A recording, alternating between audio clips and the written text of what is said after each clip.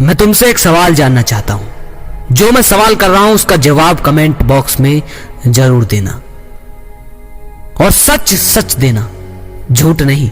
जो सच है उसे स्वीकार करो। तो ये बताओ कि 14 साल की उम्र से लेकर 10, 12 या 14 साल की उम्र से लेकर आज के दिन तक, यानी कि जब से लेकर और अब तक तुम कितनी बार अपनी मां की गोद में लेटे हो? बताओ मुझे। जब से लेकर और आज तक, 14 साल की उम्र से लेकर और आज तक तुम कितनी बार मां की गोद में लेटे हो? बताओ। और झूठ मत बोलना, सच बताना। अगर मैं अपने हिसाब से सच सच बताऊं तो लगभग 2 या 3 ही ऐसे भाई होंगे हजारों में जो अब अपनी मां की गोद में लेटते होंगे, अब वो भी महीने और सालों में। वरना आप में से एक भी ऐसा नहीं होगा जो तब से लेकर ये आज तक गोद में लेटे हो। बिना देखे बता रहा हूं मैं तुम्हारी सच्चाई, क्योंकि ये नियम है प्रकृति का। जिस इंसान में वासना बढ़ जाती है उसका प्यार खत्म हो जाता है। अब तुम्हें एक तरह से कहूं तो शर्म आने लगी है। तुम्हें शर्म आने लगी है मां की गोद में लेटने से, क्योंकि तुम्हारे अंदर का प्यार समाप्त हो चुका है। क्योंकि तुमने अब हवस को ही प्यार मान लिया है। थोड़ी सी टेंशन हुई, थोड़ी सी तकलीफ हुई, थोड़ा सा दुख हुआ, थोड़ा सा तुमने फ्यूचर के बारे में सोचा, क्या टेंशन आते ही या तो पॉर्न देख लेते हो, या सेक्स कर लेते हो, या वासना में चले जाते हो। वरना जब बच्चे के अंदर प्रेम होता है अपने मां के प्रति, तो वो थोड़ा सा दुख होते ही मां की गोद में जाकर लेटता है, मां के सीने से चिपक जाता है और रोता है। लेकिन अब तुम्हारा प्यार बिल्कुल खत्म हो चुका है, समाप्त हो चुका है तुम्हारे अंदर का प्यार। प्रोफेशनल दिखावा अब तुम्हारे अंदर बढ़ चढ़कर बाहर आता है। अब तुम्हारे लिए सब कुछ वासना हो गई है। अब तुम्हें वासना चाहिए, और जब इंसान में वासना बढ़ जाती है तो प्यार की मात्रा लगभग समाप्त हो जाती है। और जब प्यार बढ़ता है तो वासना समाप्त हो जाती है। यह सत्य है, ध्यान रखना। वासना से निकलने का, वासना को धकेलने का सबसे बड़ा और आसान तरीका यही है कि अपने शरीर में प्रेम की मात्रा को बढ़ा दो। अपने शरीर को सिवाय प्रेम के कुछ मत दो। अपने शरीर में प्रेम को सबसे ज्यादा अहमियत दो। वो बचपन वाला प्यार, वो मां का प्यार अपने अंदर जागृत करो। यही आसान और सरल तरीका है जीवन भर सुख में रहने का।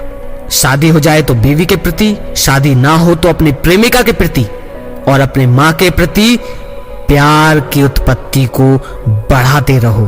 प्यार में डूब जाओ। जिस इंसान के अंदर प्यार की मात्रा बढ़ती है उसका हृदय कोमल हो जाता है, और जिस इंसान के अंदर वासना बढ़ती है उसका हृदय कठोर हो जाता है। वरना बताओ ना मुझे, कौन सा दिन था वो अब कि जब तुम अपनी मां की गोद में लेटे? बताओ। क्योंकि प्यार तुम्हारा खत्म हो गया।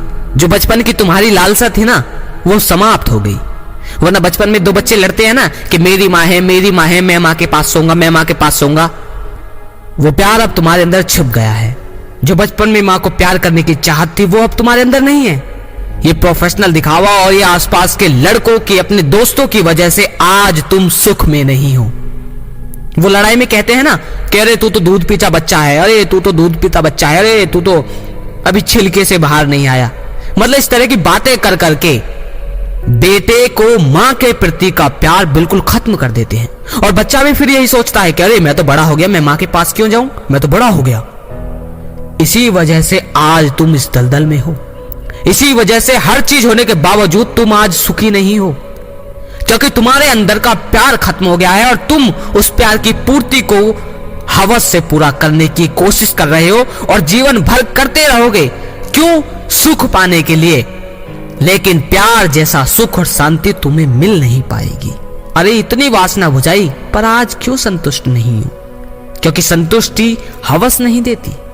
ध्यान रखो, तुम्हें अपने प्यार को, अपने अंदर के ममता वाले प्यार को, अपने बीवी के प्रति, अपनी मां के प्रति, अपने बच्चों के प्रति, अपने हर किसी इंसान के प्रति, जीव के प्रति, दूसरों के दुख के प्रति अपने अंदर प्यार को जगाना होगा। जब तुमने ये प्यार भाव जागृत कर लिया तो तुम्हें मुझ जैसे की जरूरत पड़ेगी क्यों। जब भी तुम्हारे अंदर प्रेम उमड़े, जब भी तुम दुख में हो, जब भी अपने फ्यूचर के बारे में सोचकर दुखी हो, या किसी से लड़ाई हुई हो, या कहीं गाली गलौज की हो, जब भी तुम उदास हो तो वासना की जगह मां की गोद में सर रख लेना। वहीं से तुम्हारे जीवन को सही दिशा मिलना शुरू हो जाएगी। हो सकता है तुम्हें शुरू में बोरिंग और बकवास लगे कि अरे ये क्या अजीब व गरीब बातें कर रहा है, बच्चों जैसी।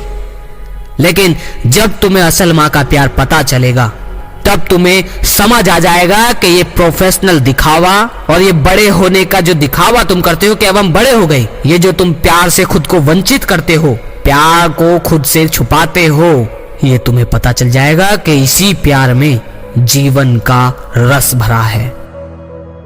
तुम जो वासना को बुझाते हो ये इसी वजह से बुझाते हो क्योंकि तुम्हारे अंदर अब प्यार नहीं है, तुम्हें प्यार नहीं मिलता, इसी वजह से तुम अब वासना के पीछे हो, क्योंकि कुछ तो हो जो इसकी पूर्ति कर पाए।